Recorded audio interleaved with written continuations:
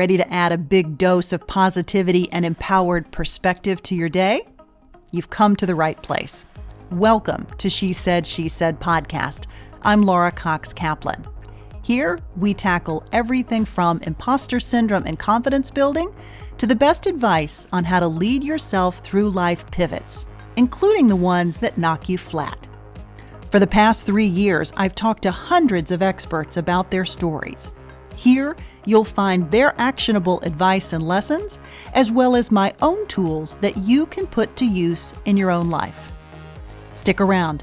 I think you'll find this investment in you well worth it. Hi, friend. Welcome to She Said podcast. This week's guest is passionate about developing leaders and making her clients look good on the job. As part of that, she is literally a master at helping people think through how best to position themselves for their next move. Now, that might be inside of their existing companies, or it may be getting your first job, or maybe making a major career pivot, as so many women are doing right now. My guest's name is Jodi Glickman, and she is the founder and CEO of an appropriately named company, I might add, called Great on the Job. Great on the Job also happens to be the name of her critically acclaimed book. I've included links to both the company as well as the book in the show notes for this episode. Jodi has worked with many of the most influential organizations and highly revered brands. She counts LinkedIn, JP Morgan Chase, Abbott, and Harvard Business School among some of her longest standing clients. She has also appeared on the TEDx stage with a talk entitled Why You Should Stop Looking for Work You Love. There is a link to that talk in the show notes as well. I am so excited about this conversation and sharing it with you. When I first ran across Jodi, it was through a course that she developed on LinkedIn. And if you guys don't currently browse the course offerings on LinkedIn, I highly, highly recommend them. They are free, which is awesome. And there are some really valuable short form lectures and courses on literally tons of professional development topics. As an aside, I am currently taking a course on search engine optimization, but that is a topic for another day. So I watched Jodi's presentation on LinkedIn, and I knew that you guys would really love her. And that was even before I knew her incredible story and how she got where she is today. So not to give too much away, but Jodi did stints in the Peace Corps, at the EPA, at ExxonMobil, and at Goldman Sachs before becoming an entrepreneur. One thing you'll want to listen for is how she ties all of these things together. Grab your notebook if you have one, if you can, and be sure to hit the save button on this podcast because I know that you'll want to continue to refer back to Jodi's fabulous tips. So here we go. Jodi, welcome to She Said. Thank you so much, Laura. It's so nice to be here with you today. Well, I'm delighted to have you. I know I told you I ran across your LinkedIn course on developing the perfect pitch back several months ago. And I thought, oh my gosh, I've got to have Jodi on She Said. So I'm delighted that we have made this happen today. Well, thank you. I'm thrilled to be here, and pitching yourself is sort of very, very near and dear to my heart. So I'm happy to talk about it and why it's so important and what we do wrong with our pitch and how we can sort of, win love and money and new jobs and opportunities when we craft a really compelling pitch. Yeah, absolutely. Okay. So before we get into that, I'd love for you to start by talking about Great on the Job, which is the name of your company and also the name of your critically acclaimed book. How did Great on the Job start? In a very funny sort of way. I was an investment banker on Wall Street. I was working at Goldman Sachs, and I was working around the clock 24/7. And I wasn't a very sort of nice person at that point in my life because I was stressed and I was tired and I was overworked. And I was dating my now husband. And he said to me at some point, he said, you should really teach people how to communicate. And I said, you're crazy. This is just how I talk. I don't know how to teach people how to communicate. And he said, no, really, Jodi, I listen to you when you're on conference calls and in meetings, and you're so good. You're so strategic. You're so persuasive. You're really compelling. You get to the point immediately. I go around and around, and I don't know how to ask a question or answer a question. And so he planted the seed, and I kind of laughed at him. But he persisted. And over the course of I don't know how many months, he kept coming back to this idea. And at one point, he sat down and he wrote a business plan. And he sent it to me while I was on a business trip abroad. And I remember coming home in a red eye and reading this business plan and thinking, oh my God, like maybe he's right. Maybe I should do this. And so he really kind of twisted my arm into starting the business. I was very resistant. But he came up with this idea that we would kind of reverse engineer the way that I communicated, because I didn't really have the ear for the methods or the strategies. It just came naturally to me. But he was able to break them down and recognize, like, for instance, when I got off the phone, he said to me one day, well, how do you end a conversation? And I said, it's thank you and it's forward momentum. Like, thank you so much. I look forward to staying in touch. Or thank you so much. Right. I'll shoot you an email tomorrow with follow-up. And he said, I didn't know that. And I said, oh, okay. Well, it's thank you and forward momentum. Now you know. And it was those kinds of conversations that got us thinking, him specifically. And then he brought me on board. And so we put together a little sort of mini proposal for a book. And we went to a literary agent in New York City, and she said, very interesting concept. I love it. But like, who are you? You're an investment banker. You have no credibility. You have no experience with this. And so I thought, okay, maybe I should start a business and start teaching this and see if I can get some credibility. That's so interesting. So you actually started, you had written the book before you started the business. Yes. Yeah. The book was basically sort of it was being ideated before the business started. Yes. And then it turned into a business and then ultimately became a book.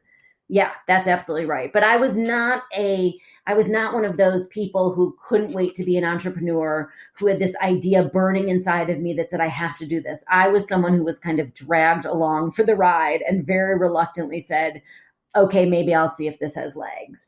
And now I love what I do. I'm so passionate about it. I think I'm pretty darn good at it. But it wasn't that sort of typical story of, I want to be an entrepreneur. I kind of liked being in corporate America and getting a big paycheck and having an assistant. So, Jodi, how did you know how to do this? I mean, you had some natural skills.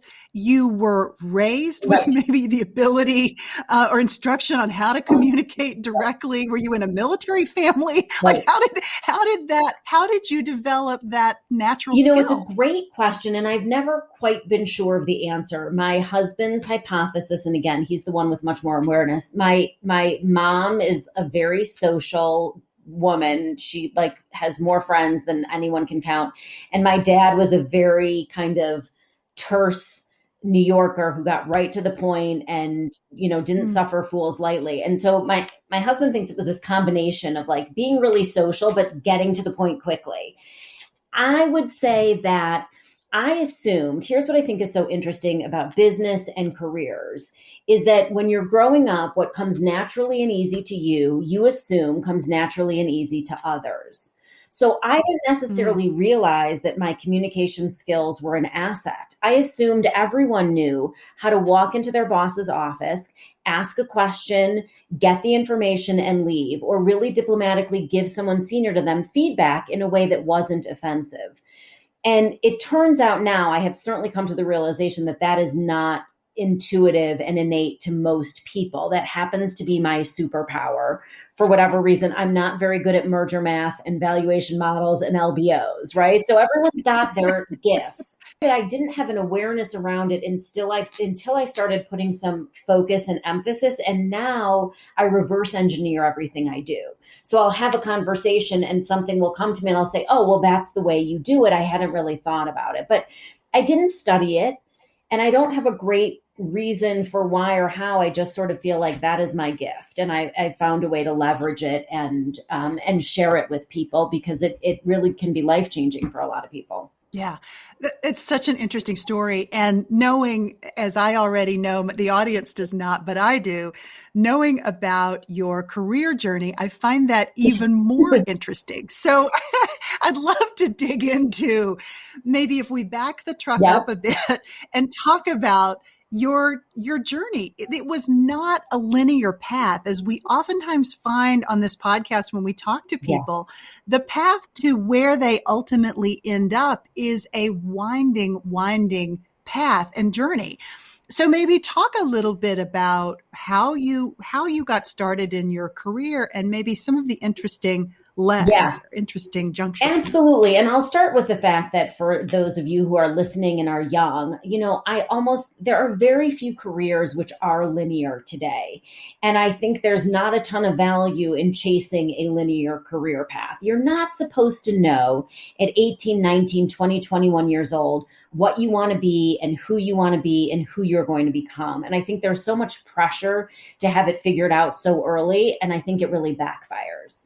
So I spoke on the TED stage on my TEDx speech was stop searching for work you love. And I really think there's a lot of pressure on us to find that, career we love.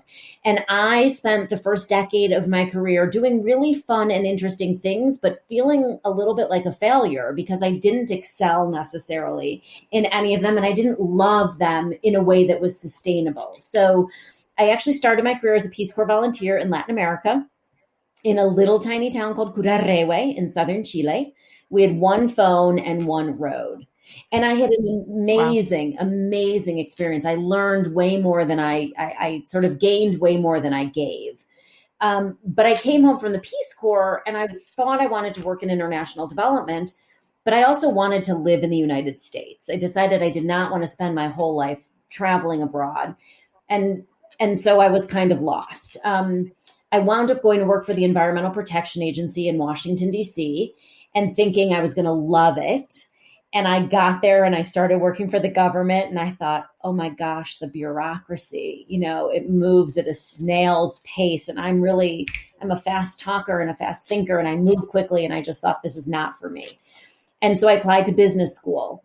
And so I went to business school, having been in the Peace Corps and working for the EPA, never having worked in the private sector. And I loved business school. Business school sort of opened up my brain in the same way that the Peace Corps did, just blew my mind. I loved business school. And so from there, I became an investment banker at Goldman Sachs, which was like, people looked at me like I was crazy, right? Who goes from the Peace Corps to Goldman Sachs? I also wound up doing an internship at ExxonMobil. So I had EPA and ExxonMobil, Peace Corps and Goldman, and people just used to look at me like I was crazy, right? Like nothing made sense.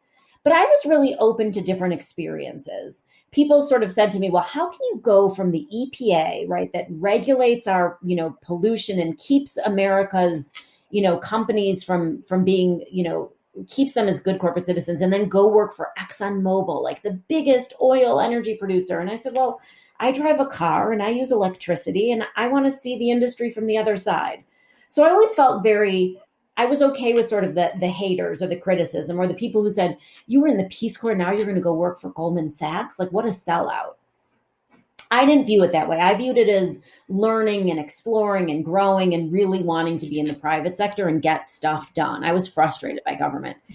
But it turns out after 4 years on Wall Street, I realized I knew pretty early on Wall Street that wasn't for me. I was not a great investment banker. But here I was at, 32, 33 years old. And I was like, I don't know what to do with my life. I've done public sector, I've done private sector, I've done corporate, I've done Wall Street, and nothing sticks. So I really was at a low point. And while I was sort of figuring this out, I left Wall Street, went to a nonprofit, an amazing nonprofit in New York City that I love. But I literally, day one, Laura, I got there and I thought, oh my gosh, what did I do? I cannot work a nonprofit. Again, that sort of pace and that bureaucracy and that impact, I just was so impatient. And that was when, around that time, my husband said, I think you should teach people how to communicate. And so I pivoted and became an entrepreneur. And the story I told myself was, I'll give it a year or two. And if it doesn't work, I'll do something else. I felt like I had to give myself an out because I was not convinced I would be successful. I really wasn't. But I felt like, okay, I can take a chance. I was young. I didn't have children. Um, Mhm. but I really do think that there's so much pressure on people to feel like you have to have it figured out right away. And that's so unrealistic. Go with all the twists and turns, take a risk, take a new challenge. You learn so much about what you're good at and what you're not, what you enjoy, what you don't enjoy, what brings you energy, what drains your energy. Those are the things to pay attention to. Yeah. Do you think you were raised with this mindset of really looking at each opportunity as a chance to learn? Where do you think that skill came Yeah, from for you? my dad used to say to me, "You're so effing strategic," and he would swear. He would just say, "Your brain is so, you're always thinking big picture and you're so strategic." But they were really very supportive of, the world is your oyster. You can be anything you want to be, take opportunities. So they certainly made me feel empowered. I also, to be fair, I came from a very privileged background in that I had access and opportunity. I went to Northwestern University. I took out student loans to fund it, but I always felt like I could do things. I did an internship at the White House, and that I read about it in Newsweek magazine that President Clinton had just taken office and he needed interns. And I wrote like this little thing that I saw, but it wasn't paid. And I remember someone saying to Mhm. me at 19 years old, how are you affording to spend the summer at the White House when you're not getting paid? And I thought, oh, like my parents are helping me and I have another job. So I always felt like I never felt for lack of opportunity. That's for sure. Yeah. I felt very Yeah. empowered to do different things and to take risks. And I felt frustrated that I couldn't find my thing. That was really it. Like so many people I saw, becoming successful in their careers, and I was just kind of junior on Wall Street or junior in this organization, and I really wanted to have impact. That was what was frustrating to me. Yeah. Why do you think that frustration didn't affect your confidence? Because it obviously didn't. You kept striving and trying different things and pursuing different things. But a lot of times when you bump up against that Yeah. roadblock and you keep hitting things that don't work, it can really do a number on your confidence. Why did that not affect you, do you think? It's a good question. I think I have three children. They're 14, 12, and 8, and my 14-year-old thinks I'm, for lack of a better word, she thinks I'm sort of cocky. And I am in my professional life, I am so confident. I wonder where that comes from. I think again, my dad and my brother were very sarcastic. They would Mm. they would tease me a lot, but also very complimentary. And so I sort of never doubted my own self-worth. I never doubted my intelligence. In fact, the arrogance, I remember friends applying to business or friends in business school when I was in the public sector, and they were getting jobs for the first time, and they were getting these offers for like $100,000, and I was making $27,000 at the Environmental Protection Agency. And I remember thinking, I'm smarter than them. Why am I making $27,000? Um, I guess there's some digging as to where that confidence comes. I think it is from my upbringing. I think it was from a family that was able, didn't sort of make it easy on me. You were expected to have ideas and opinions. You were often teased, but in a way that was kind Mhm. of loving, like we do this because we know you're smart and we know you can handle it. So Mhm. Mhm. I think about that with my own children, instilling in them a sense of confidence, asking questions, being silly, pushing back, but not coddling in a way. I don't know. I think when people tell you you're fabulous, like you have to figure it out for yourself, I think. Yeah. No, I think what you said really resonates with me. So you had a brother? You had One more than older one brother? brother and a dad who were sort of relentless in their, it doesn't play well today in 2021, but would make fun of me for being a girl sometimes.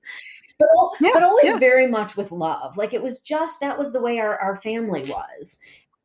Yeah, and they probably taught you to be a little Yes. tougher than you might have been otherwise. I mean, I feel the same way. I didn't grow up with siblings, but I think my parents were acutely aware of the need to help a child understand that they were loved unconditionally, but at the same time, like the road wasn't going to be easy and there were people who were going to tease you and mess with you, and that you had to be able to take up for yourself. And that can really help a kid develop confidence. And I also think there was also very much a sense of the world is not fair. My dad was very focused on, his dad passed away when he was young, and he had to leave college and go home and work and take care of his mom. And when I was going to college, my parents ran into some real financial trouble and I couldn't go to the university I wanted to go to. And then I had to take out student loans. But he always used to say, like, it's not the circumstances, it's you, right? You do whatever you can with the circumstances. You make the best of it. You're smart. You'll do whatever you want to do, irrespective of other people. I also remember when I was younger, people would get rewarded for good grades. And at one point I said to my parents, like, well, how come I don't get rewarded for good grades? And they looked at me and they said, you don't get good grades for us. You get good grades for you. You don't get rewarded for being motivated on your own. Like, don't pretend that you're doing this to please us. You're doing this because you care and because you're driven and you're motivated. And that stuck with me. They were right. I wasn't doing it for external. And I try and instill that in my children now, right? It's not for anyone else. You're doing it because you love. I think I just always loved learning. Yeah. So I'd love to pivot a bit and talk about the book that you wrote that sort of preceded the creation of your company. It's called Great on the Job, as is the company. And in the book, you talk about 4 key areas, and they form an acronym, which is kind of like your methodology, for lack of a better term. Maybe talk a little bit about that core acronym and why those pieces were so important. Sure. So I believe and teach and preach that your overarching goal in your career and in business is to make people love you in a totally professional, platonic, work appropriate, no one getting sued kind of way. So don't, call into Laura. I'm glad you said that. But I really do believe that for those of us who've ever worked for a boss we loved versus a jerk, we do better work for a boss we love. And so by the transitive property, if we become that colleague who is loved, who is trusted, respected, and admired, people will go through the wall for us. They will want to work with and for us. And the way that you make people love you is through something I refer to as GIFT, the gift of Great on the Job, which stands for generosity, initiative, forward momentum, and transparency. And to go back to sort of the origin story, as I was building out the Great on the Job content and curriculum, and we thought about the pieces that were really core to the way that I communicate and core to what I think is important in the workplace, those were the 4 key themes that kept coming up over and over and that are kind of universal. And generosity is not usually what comes to top of mind when people think about what it takes to be successful at work. But I do believe there is a huge amount of generosity in the workplace, and for leaders in particular, a huge importance to be generous with people who you lead by sharing your time and your energy and your resources, by sharing credit and giving people props for a job well done, by taking the time to invest in your teams and give them feedback so that they can get better. And the way that I sort of break down generosity at its core is it's about making other people's lives better or easier. That's really your job, right? Your job, Laura, today as the host is to make it easy for me to come on and engage with you and have a wonderful conversation. My job as an entrepreneur is to make my clients' life better or easier when they want to work with us. And if you're in corporate America, your job is really to make your boss's life better or easier. So I think of it as a virtuous cycle. So that's generosity. I'll pause there and we can talk about the others. I love this idea of generosity. And it also underscores something that you said a moment ago, that you think about this whole equation very strategically, right? It's a very strategic look at generosity and adding value and thinking about how you package your value and how you deliver that, whether it's a client or you're applying for promotion or whatever that is. So maybe go through quickly the other elements of the acronym, and then I want to get into crafting the perfect pitch. Absolutely. So it's generosity is really the core, the basis of everything. And then it goes to initiative, forward momentum and transparency. And initiative is the idea that, opportunities are not going to come to you on a silver platter. No one cares more about managing your career than you do, and they never will. Over the course of the entirety of your career, no one is going to be more invested in you developing skills, finding ways to add value, to contribute, to grow, to learn than you will. And so it's your responsibility. And oftentimes we think that, the hard part is getting into university. The hard part is getting the job. The hard part is getting the raise or the promotion. And the truth is, that's just the very beginning. Once you're there, then it is your responsibility to continue raising your hand, asking for opportunities, pushing the ball forward, thinking about the future and how you can continue to grow and help others and build culture and build organizations. So that's really the initiative and forward momentum piece. And then transparency comes in that transparency builds trust. If you are a leader who is transparent with your team, or if you are a junior person who is transparent with your boss when a problem arises, you are going to be looked upon favorably. Jamie Dimon, CEO of JP Morgan Chase, says problems don't age well. And I love that because, right, we're so afraid of bad news. And yet the only way you can get through bad news is by being transparent. If you screw up, you need to go to your boss immediately and say, listen, there's a problem. Here's what happened. Here's how I'm fixing it. You can't hide behind that problem. If you don't know the answer to a question and someone, calls you on the phone or stops by your office, I always say the strategy is, here's what I know. Here's what I don't know. Here's how I'll figure it out. Boom, boom, boom. That's how you can be transparent, take initiative, and focus on solving the problem. So I think taken together, for me, I use the gift of Great on the Job to really handle every business challenge that comes my way. I'll ask myself, okay, what do I need to do here to be generous? What do I need to do here to move the ball forward? Or how can I be transparent and manage this problem so that it doesn't grow out of control?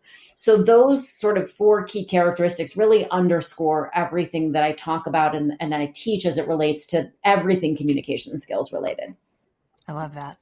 Let's talk about this idea of pitching yourself. I think can be a bit elusive to an awful lot of people, whether you're trying to package a product or a podcast, in my case, sure, or whether you're packaging yourself for a promotion, or as the case may be right now, with so many people disrupted as a result of COVID, either because they've lost their jobs or so many women, men too, but primarily women, have left the workforce because they have to take a step back in order to care for their children who are either being homeschooled or, don't have daycare, all those sorts of things. So there's a lot of disruption from a career standpoint. A lot of people maybe making career pivots. This idea of developing the perfect pitch is something that you are an expert on. Let's talk about why, sort of how to develop the perfect pitch, but also why is it so elusive to so many people? Why is it so hard? Why is it so hard? I think it's like with anything, it's almost, the cobbler's son has no shoes, that analogy that we can talk about other people's opportunities, other people's business. We can praise our friends and talk about how great they are. It's harder, especially for women. We have a very hard time self-promoting. We're very good at promoting people in our network. We're not as good as promoting ourselves. So part of it is this challenge of, I think looking inward is always more challenging than doing something for other people. I think the other thing about pitching is there's a lot of conflicting advice out there.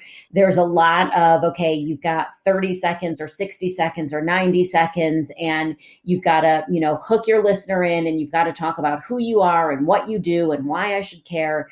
It's a really heady, a challenge to come up with a way to pitch yourself in a short way that is compelling and memorable. And so I do think it's hard. I really do. I think that it's not terribly surprising to me that people struggle with it. And true confession, I don't think I'm great at pitching myself necessarily in a way. You can look around and say there are people who are way more savvy and way better marketers. But the pitch content that, again, I don't really, the way it was developed over time was just with some iteration.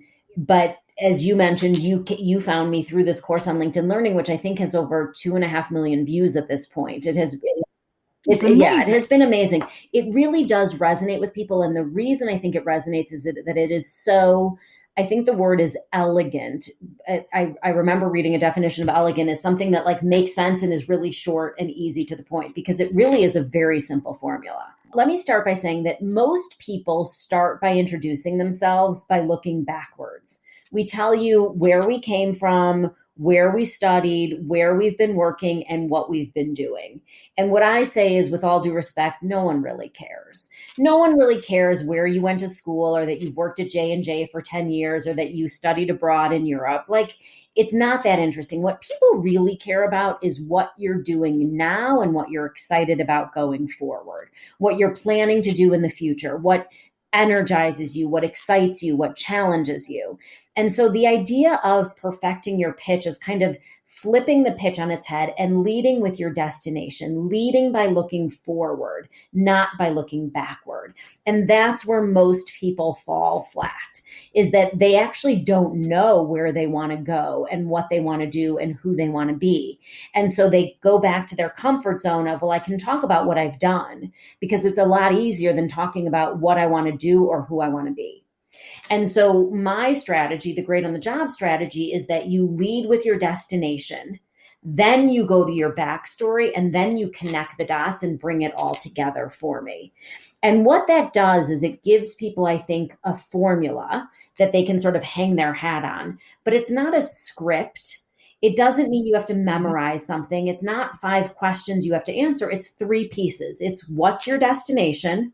And then what's your backstory that really relates to that destination? What pieces of your background do you want to highlight in your pitch that are relevant? And then how do you bring it all together?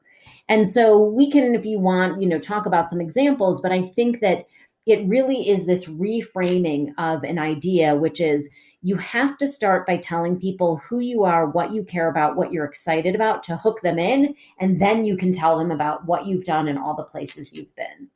Yeah. I've heard you say that just because you develop that pitch that works for this particular purpose, it's not necessarily going to work for every other. It's not a one size fits all kind of situation, right? So talk about the differences and maybe how you advise people to modify their pitch. Like, what would be the reasons why you would need a different absolutely. pitch? And so what I'll say is the strategy is universal, but the pitch is customized. You always want to lead with your destination, then go to your backstory, then connect the dots. But you could be talking to someone within your company and you're interested in a promotion, and your pitch would be very different if you were at an industry event and you were looking to join a nonprofit board or a trade association. Or your pitch might be different if you're interviewing for jobs and you're talking to a brand management position, and you're talking to a data analytics position, and you're talking to a marketing position. Then you've got to switch up your pitch so that you can speak to data analytics versus marketing versus brand management. In my case, when I was interviewing for roles in business school, I was looking at consulting and I was looking at investment banking. And when I talked about investment banking, I talked about my natural ability as a big picture thinker, that I live sort of at high level, 30,000 feet, but that I was now trained technically with my finance and accounting skills, and I loved finance and accounting. So I'm a big picture thinker by nature, and I'm a numbers person by training. That was my pitch for investment banking. For management consulting, I talked about the fact that I was able to problem solve in non-traditional environments, that I had worked in the Peace Corps, right? That what I loved doing was problem solving in non-traditional environments, and then using my sort of analytical and communication skills to really hone my problem solving skills. But those were very different pitches. And so for consulting, I talked more about the Peace Corps and problem solving in the Peace Corps. And when I was interviewing at Goldman Sachs, I didn't really go into the Peace Corps backstory at all. I went into the backstory of what I had done the summer before at ExxonMobil. Yeah, so the idea is you have to decide what is going to resonate with your audience. What are they going to be interested in? And the hardest part of your pitch is really figuring out what is your destination for a specific audience or for a particular role, and then picking the pieces of your backstory that go in tandem with that destination. Yeah. So talk about the role of story itself. Like, how do you go about bringing in the actual Yeah. stories? When do you bring those pieces in? How do you know how much of Yes. that to use? Give your advice on sort of how you bring the pitch to life. What I always say is a couple of things. One, the pitch is a dialogue. It's not a monologue. And that's really important. You don't want to just walk up to someone and say, "Hi, Laura, I'm Jodi Glickman. I'm the founder and CEO of Great on the Job. In a former life, I was an investment banker and a Peace Corps volunteer, and I really love teaching people how to communicate. And I also worked at the White House."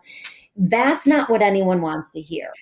That doesn't No, work. Are you right. kidding? And so the conversation then is, right, "Hi, Laura, it's so nice to meet you. I'm the CEO and founder of Great on the Job, and I'm passionate about developing leaders."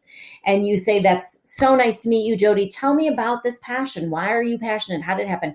And then maybe I go to my backstory. Well, it turns out I was terrible at everything I did, and the only thing I was good at was communicating. The thing I say about storytelling, what you need to do is be able to sort of pick yourself up and go high level so that people will ask you the question because they want to hear more, right? I often will say I spent 5 years in the public sector as opposed to saying I was in the Peace Corps, I was at the EPA, I was a White House intern, and I worked for the governor of Illinois. I will say I was in the public sector, and then people will maybe ask, "What did you do in the public sector?" Well, I was a Peace Corps volunteer in Latin America. And then they say, "Tell me about that." And then maybe there's a story that comes out of that. So I often find it helpful for people to be able to kind of summarize what they do in a pretty easy, digestible way, and then have stories at the ready to go into more detail. But you don't necessarily lead with those stories because you don't know if your listener is yet interested.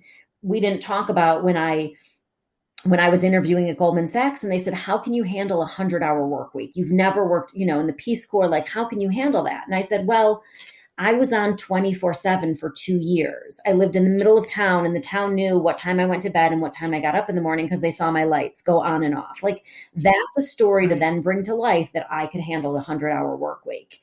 So you have your stories ready as anecdotes, but you don't want to dive into a story with someone until you know that they're actually interested in hearing more. How about developing credibility when you are in the process of making a big career pivot and you don't have a lot of experience, sort of directly relevant experience? How about illustrating that credibility when it's credibility in a different field or different sector? Thank you for asking that question. I love that question. And I actually just wrapped with LinkedIn Learning. We filmed 2 new courses, and one of them is on leveraging your transferable skills, which speaks to Great. exactly that point, which is, I would argue that you are qualified for whatever job you want. You may not have on paper, the skills that in theory you need. You may not have the years of relevant experience, but you have transferable skills. We all do. And in today's environment, specifically, and in our global economy more generally, we are often pivoting, going into new industries, areas, roles, and we don't always have the relevant experience which says, because I did A, I am now qualified to do B.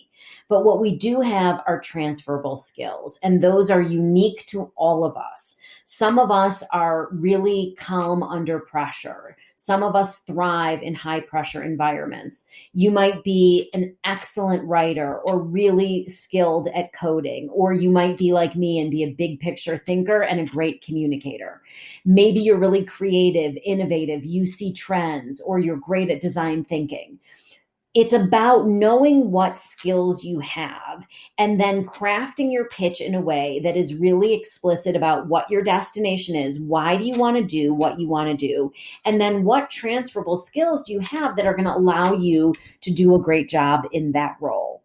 And I will say 100%, I for sure hire for skills over experience. We can teach skills, especially in large companies that are so good at what they do. They can teach you how to do anything.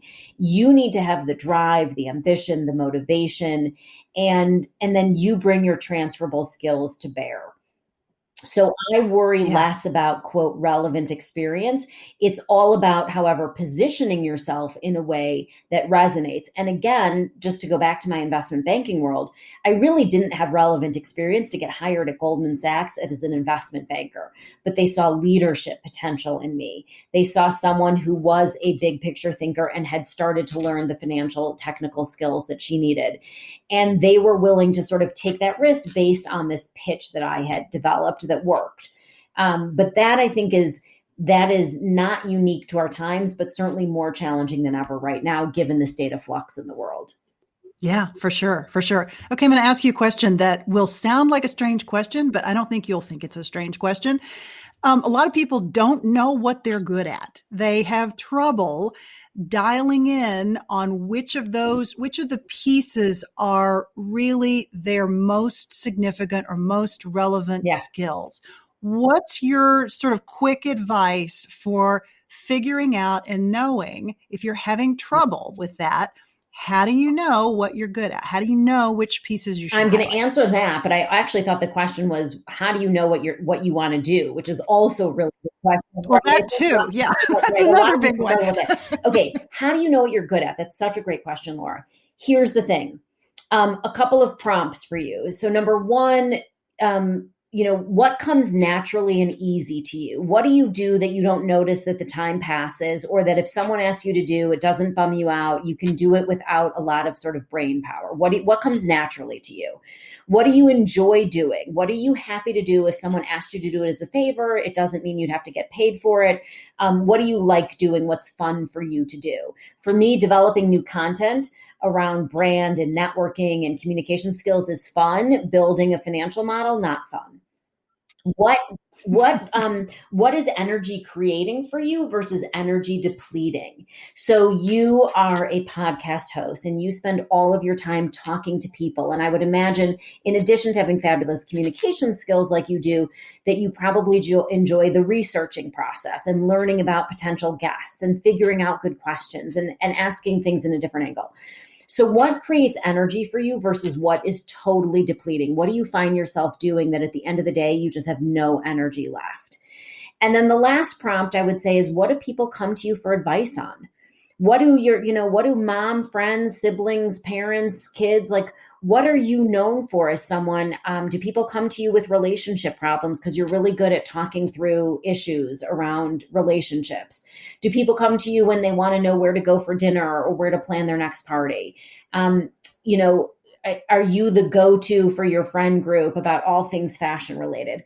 Think about those things, like, what do you enjoy doing? What do you have fun doing? What is energy creating for you? And what do people come to you for advice on? I would say those are 4 good prompts.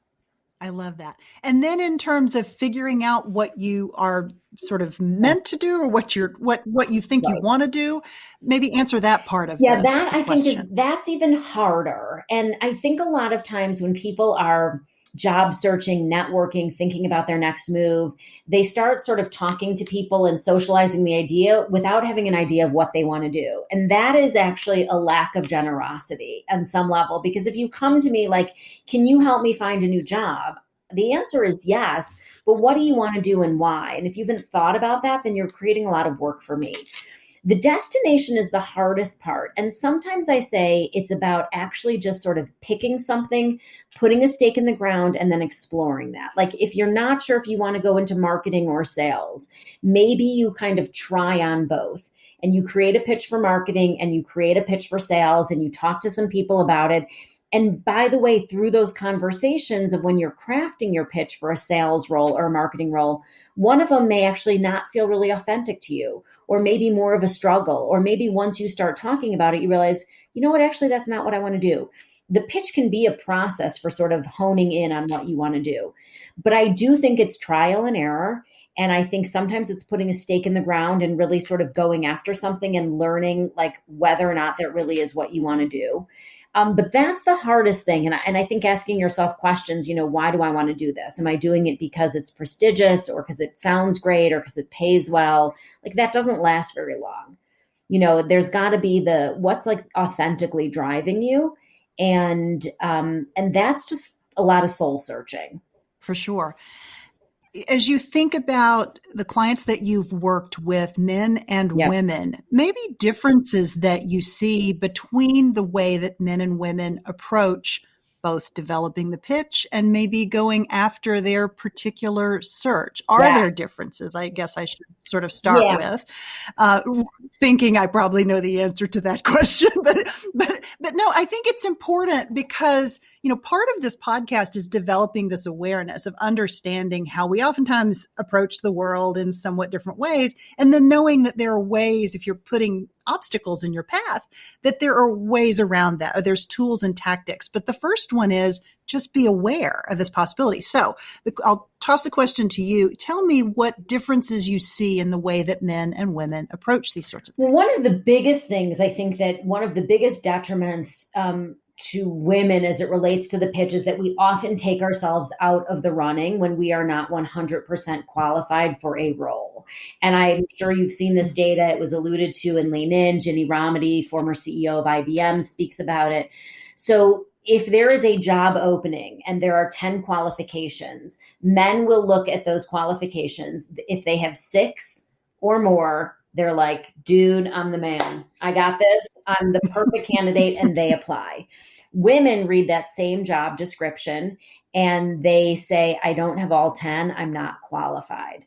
So we need to be 100% qualified to throw our hat into the ring. Men need to be 60% qualified. And so one of the things I talk about, I wrote an article for Harvard Business Review years ago called Confidence is a Numbers Game, which is encouraging women to round up. Assume that you can do something even if you are not perfectly 100% qualified. Assume that you can learn on the job even if you haven't done it before. Take a risk and round up. The CEO of SoulCycle grew up at Starwood Hotels, and she talked about the fact that with every new promotion she got, she was never ready for it. But she knew that she could make it if she just kind of took the jump. And I always think about that. Ginny Rometty, former CEO of IBM, talks about early in her career, she was offered a promotion and she said to her boss, I need to think about it. And she went home to her husband that night and she relayed the story. And her husband said to her, do you think a man would have answered the question that way? And she said, I walked back in the next day, I took the job. And from there on, I never hesitated when someone offered me a promotion. I took it and then I figured out how to do it. And so I think women, we take ourselves out of the running too early. We don't bet on ourselves. We get nervous, we get afraid, we think we can't do it, and we take ourselves out of the running. And as a personal story, I will share that I was so great on the job. We do leadership development and communication training, and a Wall Street firm came to us years ago and said, we need a program to retain and develop women. And I said, great, we're the best at that. We can do it. And we built this whole program for them from scratch. And the night before I was flying out to launch the program, I remember my husband looking at me and he said, so do you think it's going to work? And I said, I have no idea, but I'm going to try, right? And like I had sold them on this big, huge engagement and it was a huge success, but I didn't know because I had never done it before. And so there is like a lot of, leaps of faith in life. Like take them. We tend to, surprise ourselves in what we're able to do when we're not doubting and questioning and worrying. And then there's a lot of life hacks to be more confident. To go back to an early question you had about where does your confidence come from? I should explore that more because I don't know the answer, but I know how to be more confident. I know about, power posing, and I know about having really good eye contact and using your gestures and, getting your endorphins going. And so we can kind of fake it until we make it. Yeah. Let's talk about, because I think this is such a specific phenomenon, and we sort of talked a little bit about it. I'd like to do it slightly deeper dive or sort of talk specifically about this. And this is about women who have left the workforce, like either with COVID or maybe unrelated to COVID. They take a career break, sometimes, 3-5 years, or maybe, hey, I'm going to take 2 years off of this track and then get back in.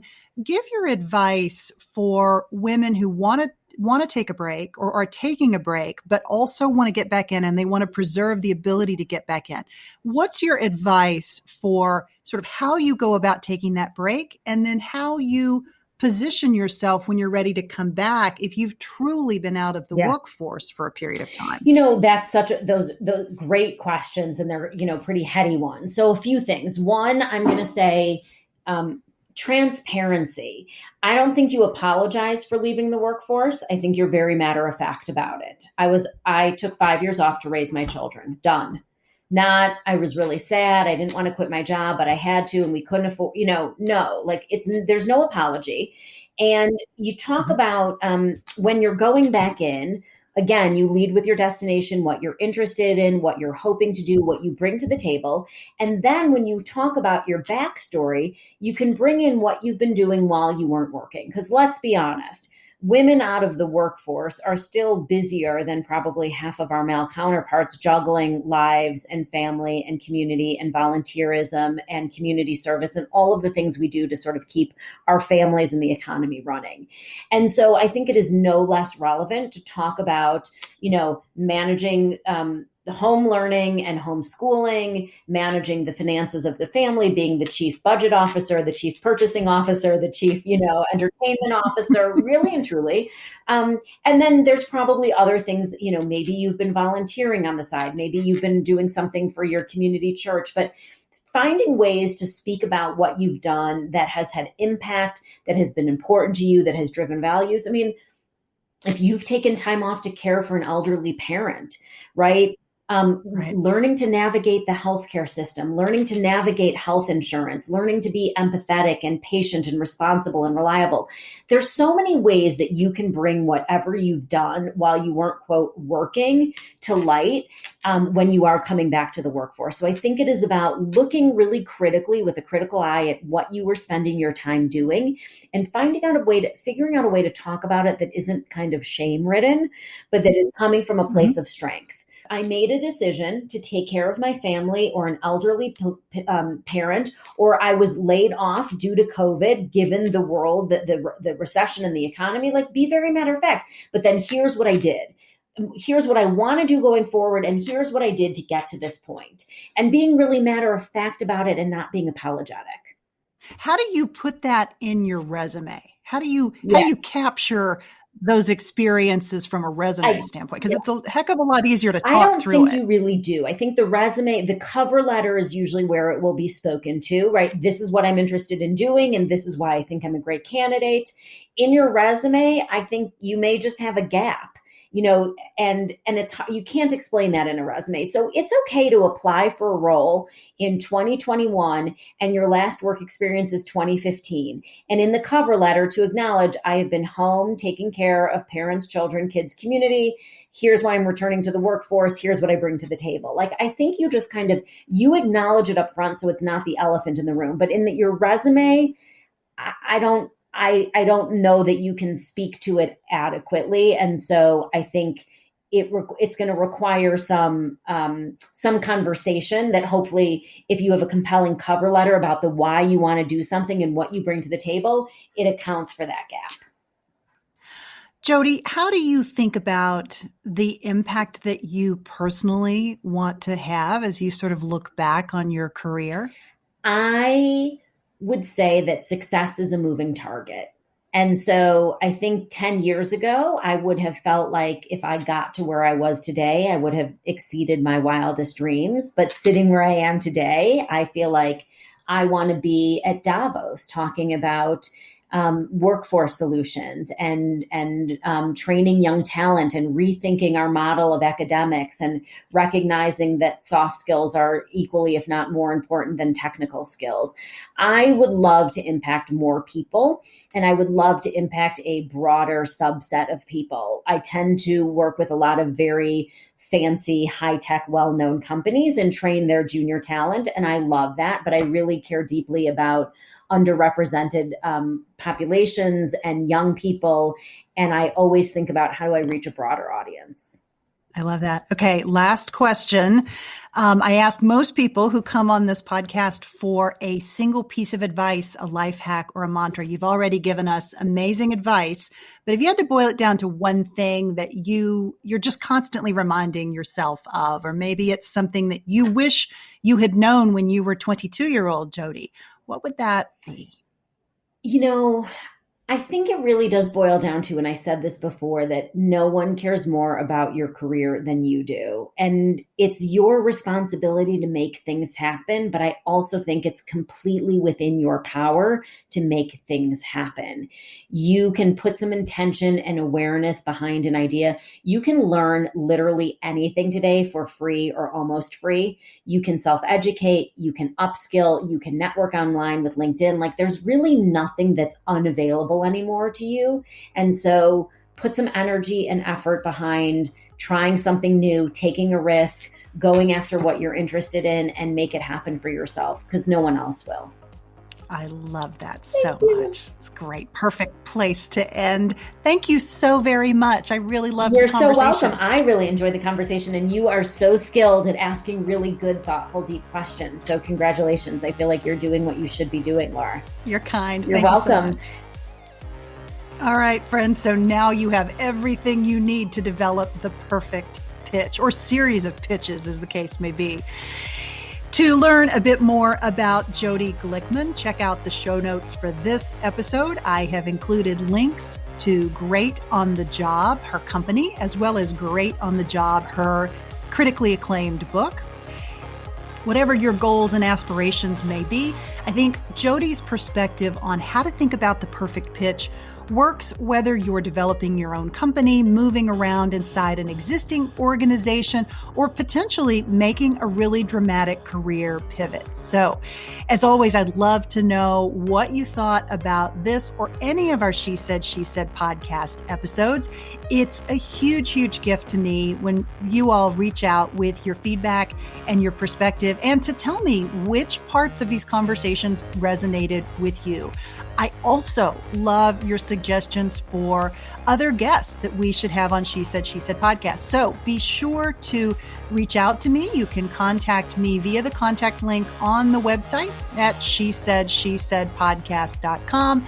You can also contact me via the various social media platforms, Instagram, Facebook, LinkedIn. I'm Laura Cox Kaplan on all of those. So please reach out.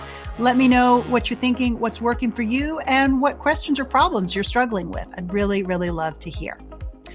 Until next time, I hope that you found this little investment in you well worth it. Take care of yourself. I'll see you next week.